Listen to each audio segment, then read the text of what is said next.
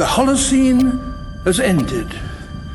What we do now and in the next few years will profoundly affect the next few thousand years. The only conditions modern humans have ever known so far are changing, and changing fast.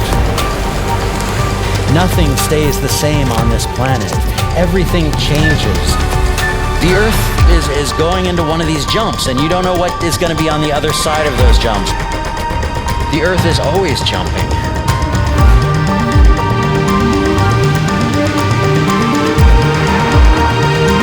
Things move on this planet. Things are not still. Everything is turning.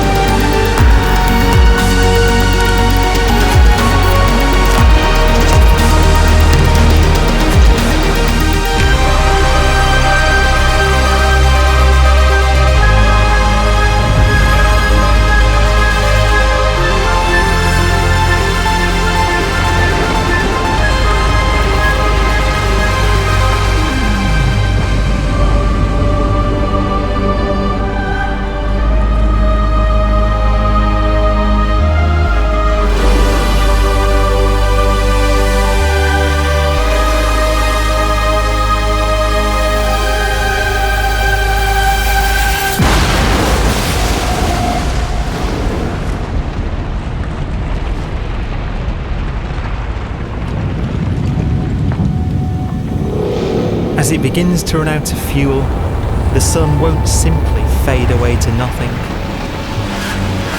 Its core will collapse, and the extra heat this generates will cause its outer layers to expand.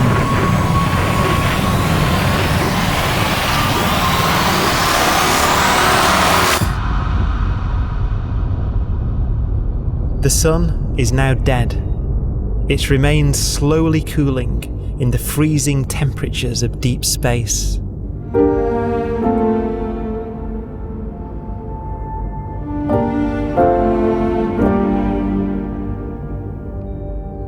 The fate of the sun is the same as for all stars.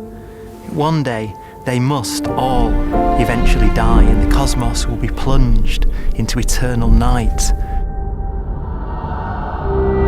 All stars eventually will run out of fuel.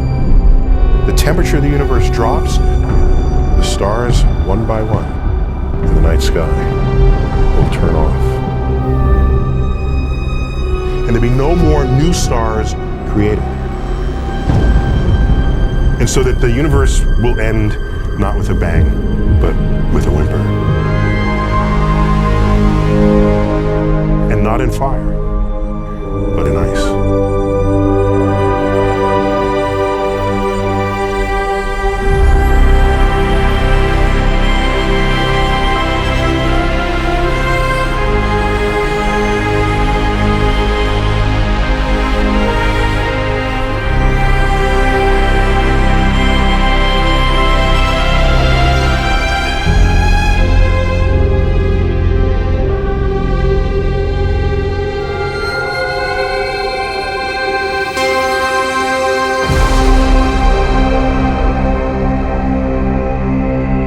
With no fuel left to burn, a white dwarf's faint glow comes from the last residual heat from its extinguished furnace.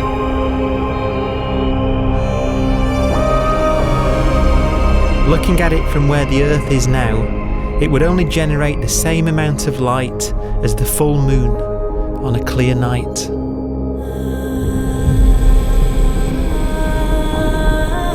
The faint glow of white dwarfs will provide the only illumination in a dark and empty void littered with dead stars and black holes.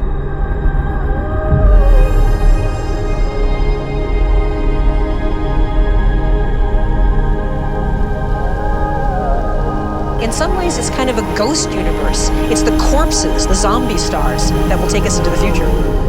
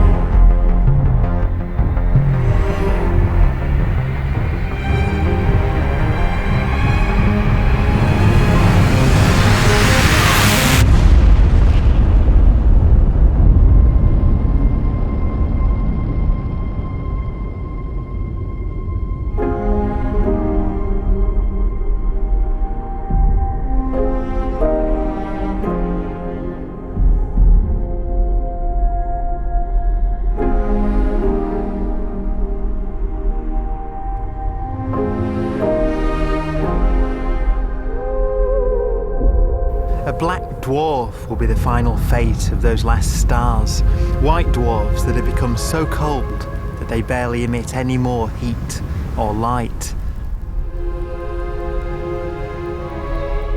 Black dwarfs are dark, dense, decaying balls of degenerate matter, little more than the ashes of stars.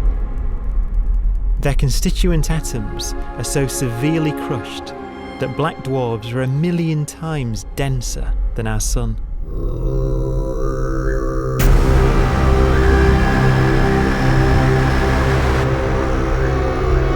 Stars take so long to reach this point, we believe there are currently no black dwarfs in the universe.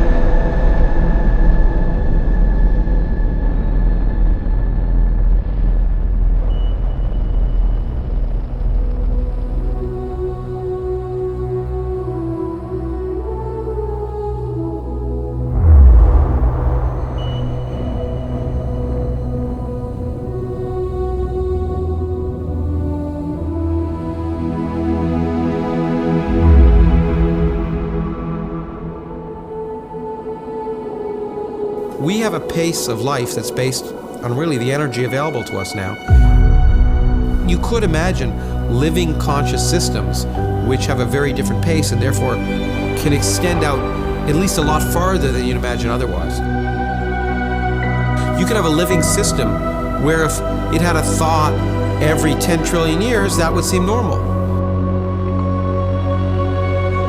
Even if our life dies out, one could imagine at some time arbitrarily far in the future, a fluctuation occurs which allows intelligent life to exist again for a little while. So you might have islands in time of intelligence.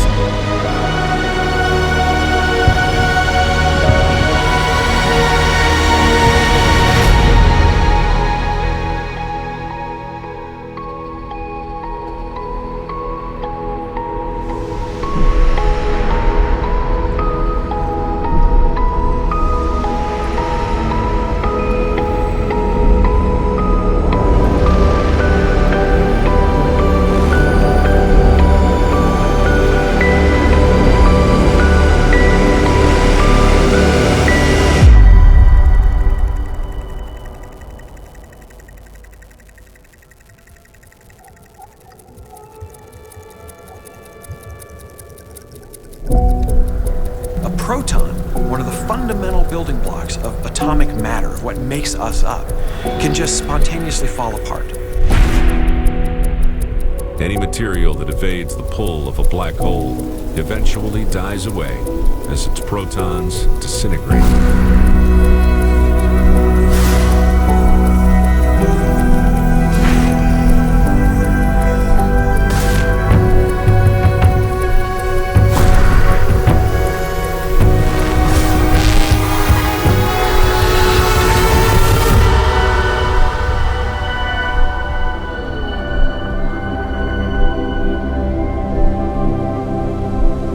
The matter inside black dwarfs, the last matter in the universe, will eventually evaporate away and be carried off into the void as radiation, leaving absolutely nothing behind.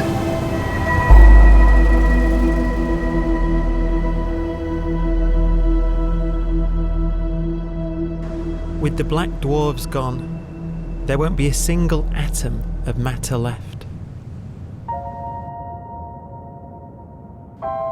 All that will remain of our once rich cosmos will be particles of light and black holes.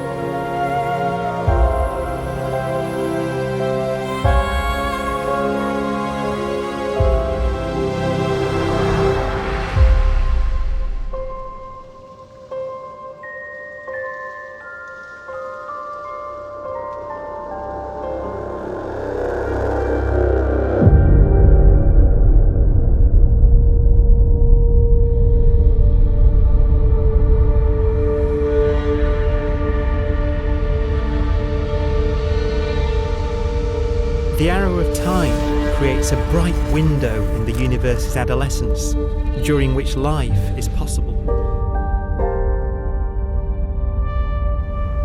But it's a window that doesn't stay open for long.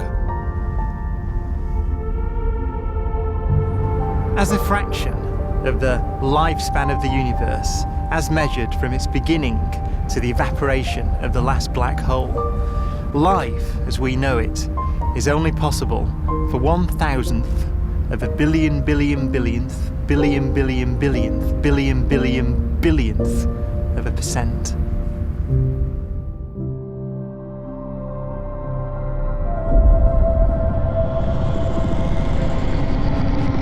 Black holes become the fundamental building block of the universe. A galaxy will basically be a supermassive black hole in a center with smaller black holes orbiting it. Zombie galaxies filled with black holes continue to evolve. They'll eat each other and they'll get bigger, and maybe they'll fall into the supermassive black hole and it'll get bigger. The universe will still be an exciting, dynamic place. It's just that the timescales you're talking about are now trillions of years instead of thousands or millions of years.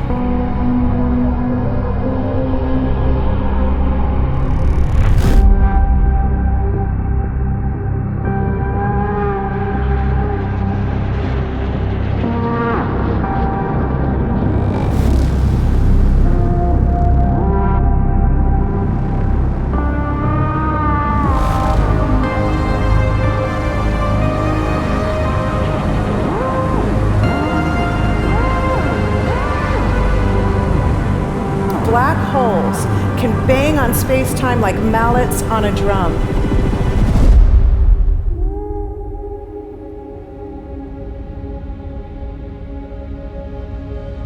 And they have a very characteristic song.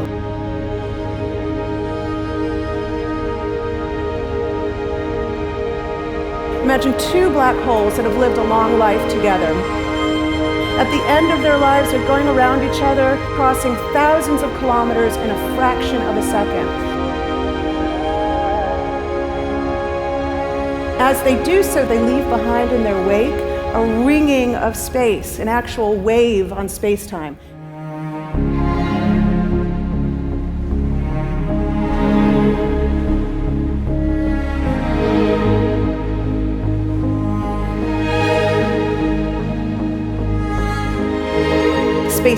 squeezes and stretches as it emanates out from these black holes banging on the universe. Those are the gravitational waves. They are literally the sounds of space ringing. And they will travel out from these black holes at the speed of light as they ring down and coalesce to one spinning, quiet black hole.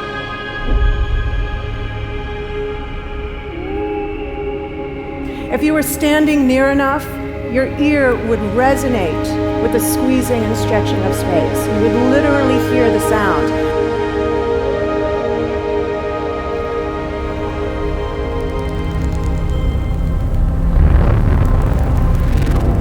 Imagine a lighter black hole falling into a very heavy black hole. The sound you're hearing is a light black hole banging on space each time it gets close.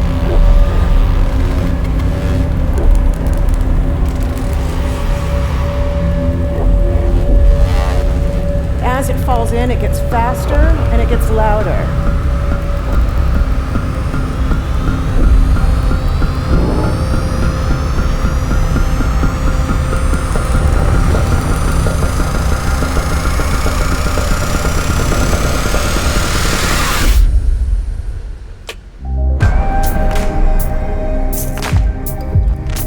Scientists used to think black holes were immortal, but even these will one day die. Now we're talking about timescales of unimaginable length, quadrillions of years into the future. On that timescale, even the black holes begin to evaporate.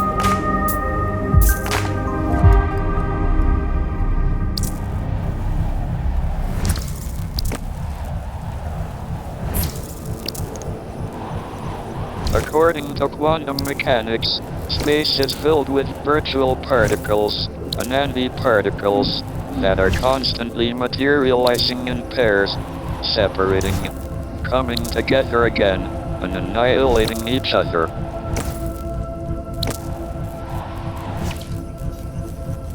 In the presence of a black hole, one member of a pair of virtual particles may fall into the hole, leaving the other member without a partner with which to annihilate. The forsaken particle appears to be radiation emitted by the black hole.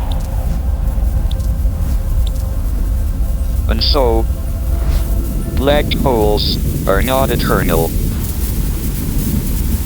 They evaporate away at an increasing rate until they vanish in a gigantic explosion.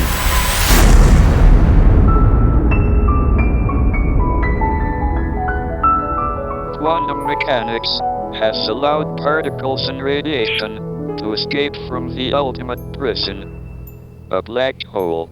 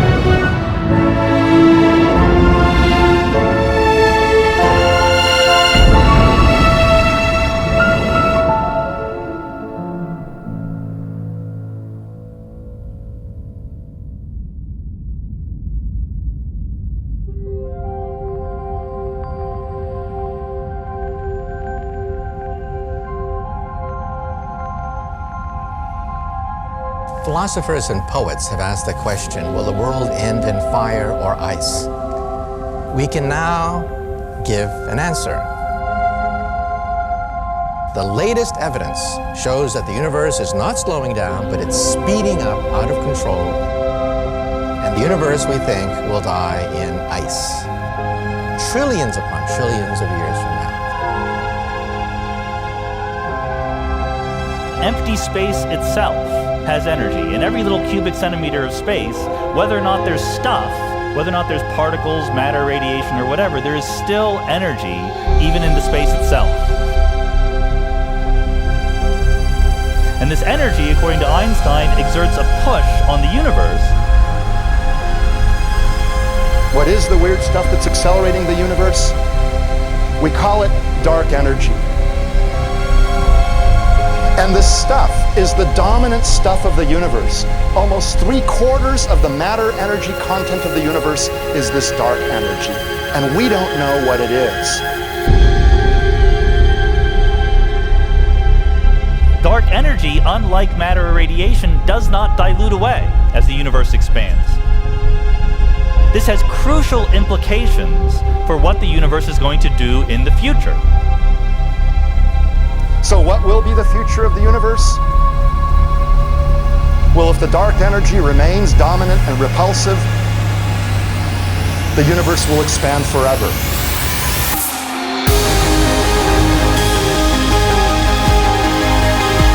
Faster and faster and faster with time. A runaway universe. 70% of the energy of the universe resides in empty space, and we don't understand why. But we do know what will happen. If that energy continues to be there, the universe will become cold and dark and empty. That's the future as it might be. We don't know because we don't yet understand the nature of dark energy. Until we do, we won't know the future. We won't even understand our own origins, and that's why we want to know and study this subject.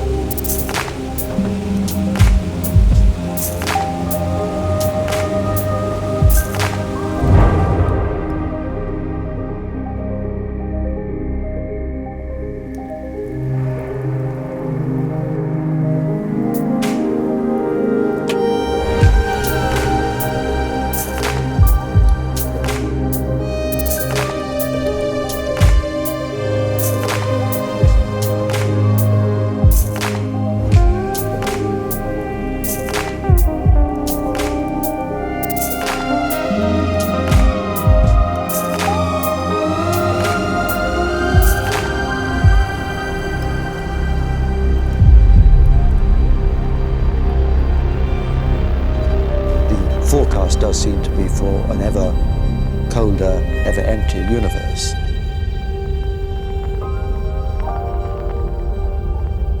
But then, of course, we have to ask, could that end lead to a new beginning? And there are ideas whereby what actually is the end of our universe could in some sense be linked to the beginning of a new one.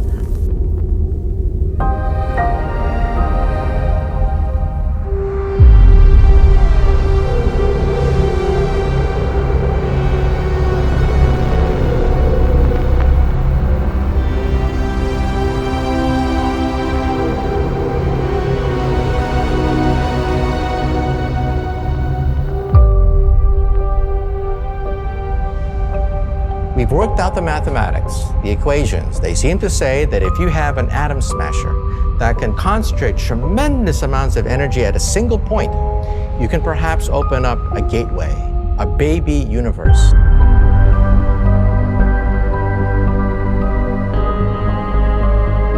Facing the death of everything there is, this perhaps is their only possibility of escape.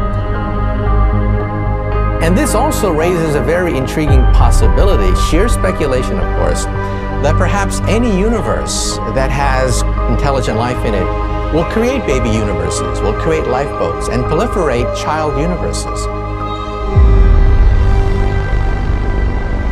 So an evolution may take among universes in the multiverse. Survival of the fittest may take place. So those universes which do not have intelligent life are infertile. They have no children. But those universes that have mild temperatures, stars like us, would create civilizations that could open up child universes, and they would then proliferate.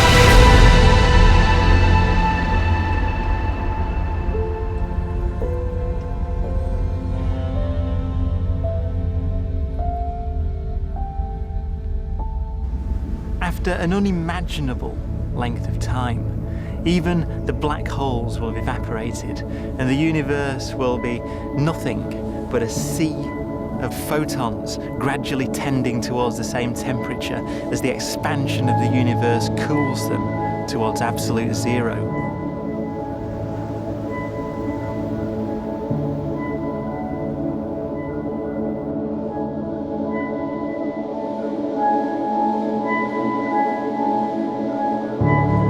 Once the very last remnants of the very last stars have finally decayed away to nothing, and everything reaches the same temperature, the story of the universe finally comes to an end. For the first time in its life, the universe will be permanent and unchanging. Entropy finally stops increasing because the cosmos cannot get any more disordered. Nothing happens, and it keeps not happening forever.